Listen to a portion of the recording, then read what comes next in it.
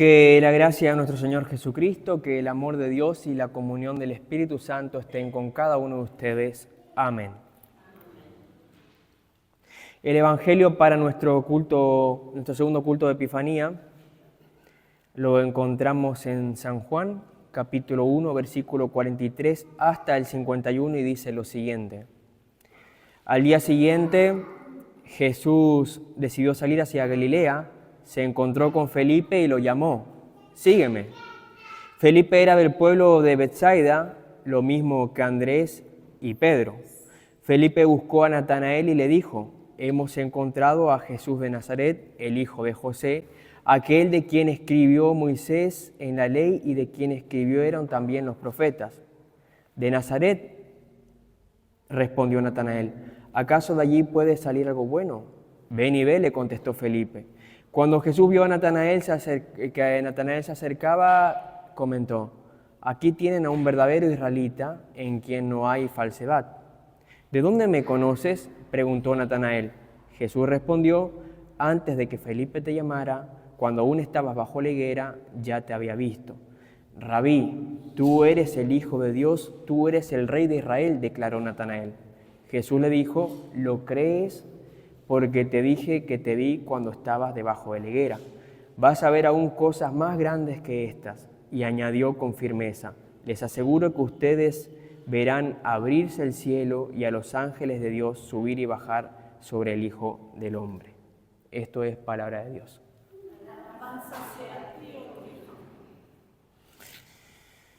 ¿De Nazaret puede salir algo bueno?, es la pregunta que se hace Natanael en el versículo 46.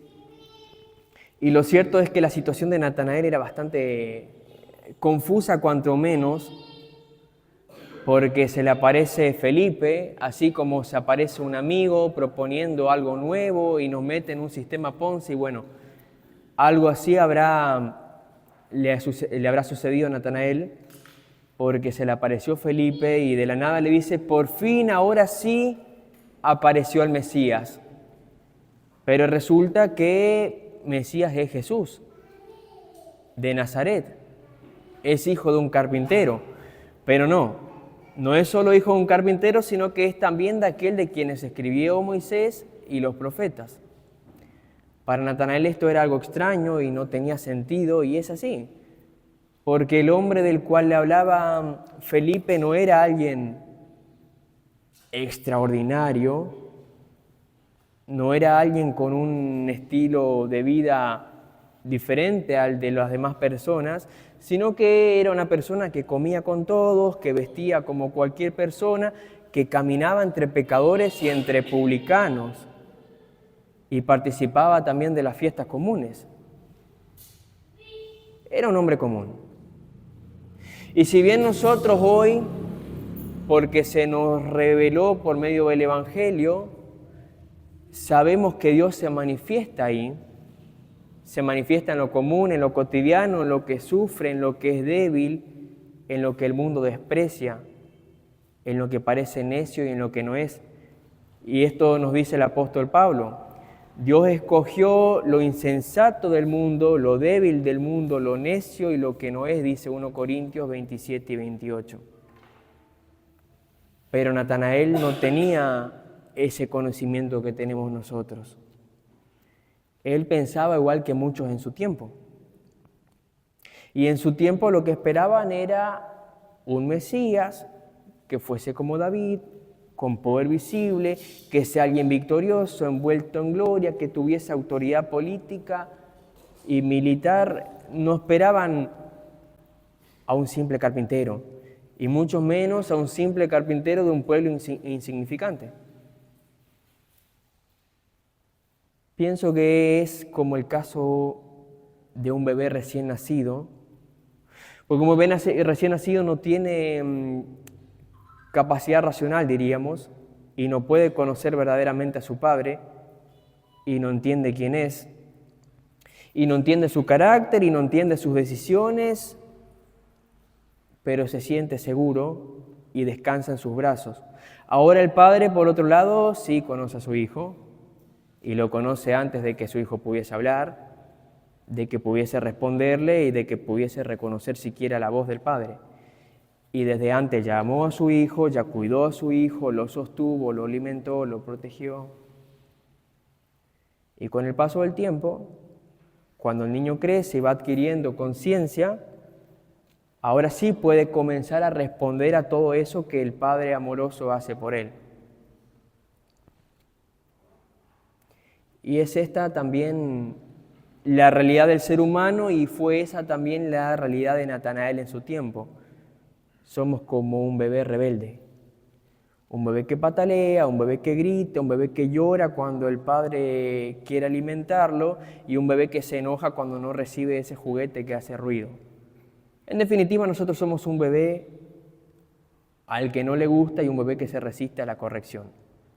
Pero aún así el padre sigue amando, sigue cuidando, sigue teniendo paciencia, porque el padre sabe que ese niño, es decir, que nosotros, no puede ni quiere por su propia voluntad o por su propia razón comportarse como corresponde. Ahora esta realidad cambia, y qué bueno que cambia, cuando conocemos al que nos conoció. Versículo 48, antes de que Felipe te llamara, yo ya te había visto.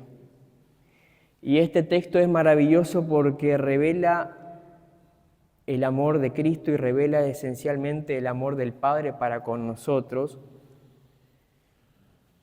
Y nos dice que antes de que nosotros podamos creer, antes de que los conozcamos, antes de que seamos llamados por la predicación y por el Evangelio, Él ya nos vio. Cristo ya nos había visto, así como vio a Natanael abajo de la higuera, y como nos vio, también nos amó. Y algunos piensan, y es muy común este pensamiento hoy en día, de que Dios comienza a amarnos después, a partir de nuestra fe, a partir de que Cristo nos redimió y a partir de Cristo Dios nos ama, pero lo cierto es que Dios nos amó mucho antes. El apóstol Pablo dice, Dios demuestra su amor en esto, en que cuando todavía éramos pecadores, Cristo murió por nosotros, Romanos 5:8. Y Dios mismo le dice al pueblo de Israel, el Señor se encariñó con ustedes y los eligió a ustedes, no porque sean más que los demás, sino simplemente porque los amó. Deuteronomio 7, versículos 7 hasta el 8. Y este es el Dios que nosotros confesamos, y este es el Dios en el cual nosotros creemos. No un Dios volátil y caprichoso que actúa por arbitrariedad, sino un Dios amoroso. Un Dios que, como dice el Salmo 103 y como dice Éxodo 36:4, es un Dios lento para la ira y muy grande en misericordia.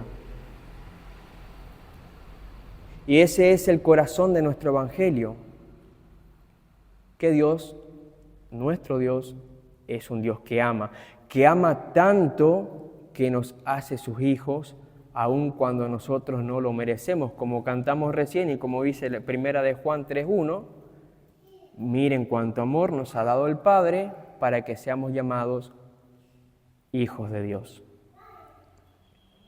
Antes de que Felipe te llamara, te vi. Eso significa para nosotros, como dice Jeremías 1:5, que antes de nuestra formación en el vientre de nuestra madre, y aún más antes de la fundación del mundo, como dice Efesios 1:4, ya fuimos objeto del amor de Dios.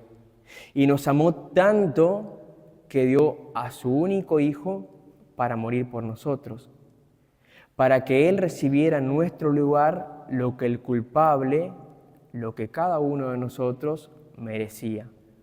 Y así dice Jesús en Juan 3:16, y es un texto que forma parte del corazón de nuestro Evangelio y lo conocemos casi de memoria. De tal manera amó Dios al mundo, que ha dado su único Hijo, para que todo aquel que en Él cree no se pierda, mas tenga vida eterna.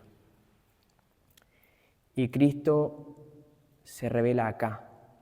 Y esto es la epifanía, es la revelación, es el Cristo mostrándose tal como es a nosotros, a los que estábamos alejados, a los que por sangre, es decir, a los gentiles que por la sangre o por la descendencia no formábamos ni pertenecíamos ni éramos parte del pueblo de la promesa que fue dada a Abraham, pero que ahora, no por sangre, sino por el agua y el Espíritu, hemos sido herederos, hemos sido llamados hijos de Dios, hemos pasado a formar parte de la misma promesa que fue dada a Abraham. Jesús se reveló a Natanael y se reveló como el Señor y el conocedor de todas las cosas. Le dio una prueba concreta de que Él lo conocía todo. Y ante esta evidencia, Natanael responde con una confesión. Y le dice a Jesús en el versículo 49, tú eres el Hijo de Dios, tú eres el Rey de Israel. Y esto se contrasta con lo que le había dicho Felipe, porque Felipe le había hablado del que era hijo de José y del que venía de un pueblo, y resulta que el hijo de José también era el Hijo de Dios, y el que era un hombre común de Nazaret también es el Rey de Israel. Y en esta confesión de Natanael nosotros encontramos la cristología del Evangelio de San Juan.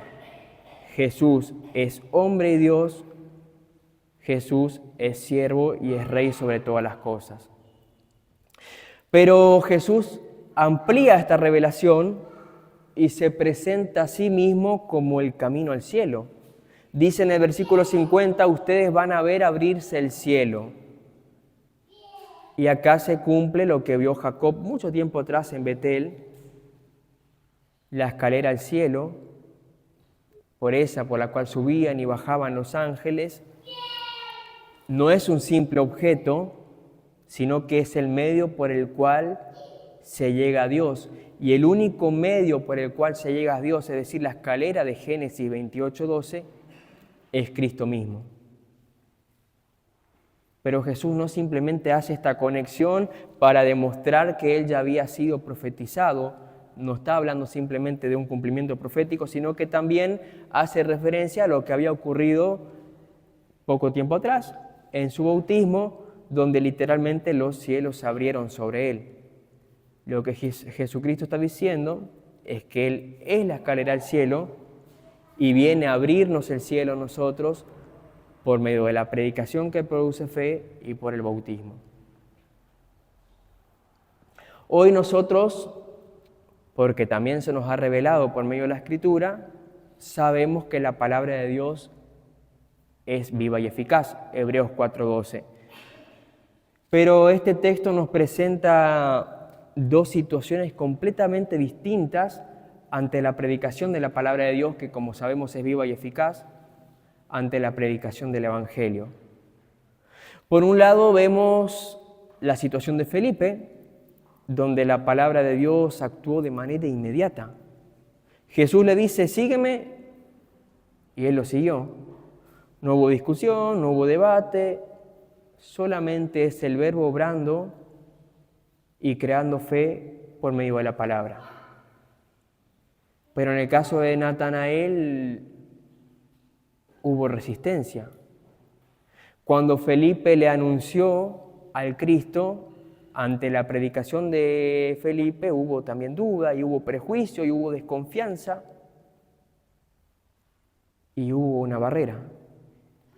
Y eso también sucede en nuestros días, y es muy común, y ustedes van a ver casos donde la palabra de Dios simplemente actúa y lo hace sin oposición, y el caso más maravilloso es en el de los niños, que son bautizados y conforme van creciendo en años, Dios va fortaleciendo la fe que obra en ellos y que obró en ellos, y va fortaleciendo esta fe por medio de la palabra y de la predicación, y la fe madura como una semilla que brota casi sin que lo notemos.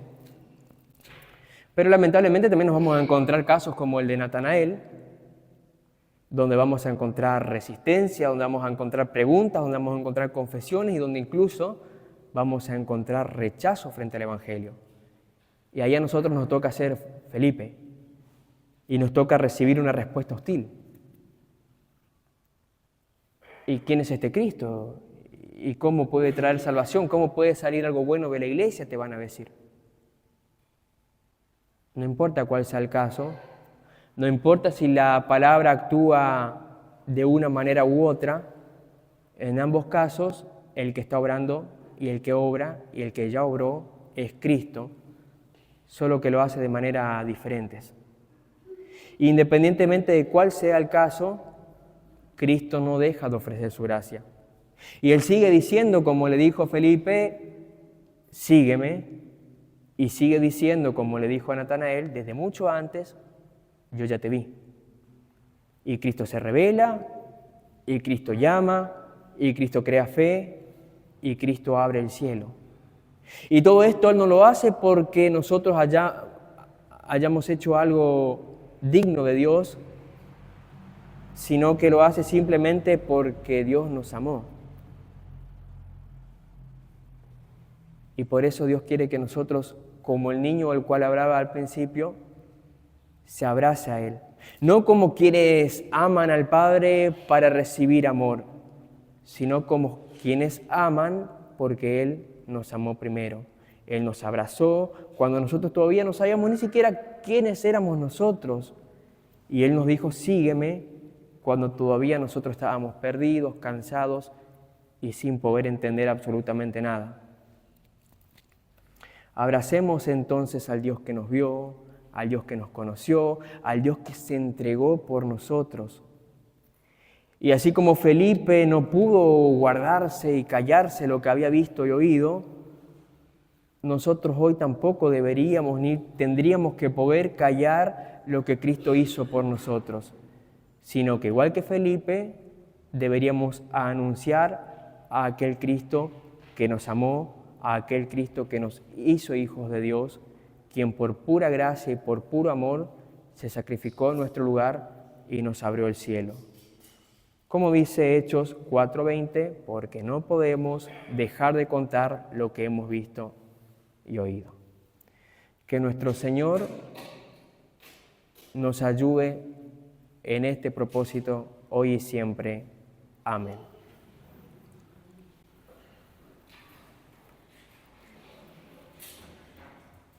Y que la paz de nuestro buen Dios, que sobrepasa todo entendimiento, guarde sus corazones y sus mentes en Cristo Jesús. Amén.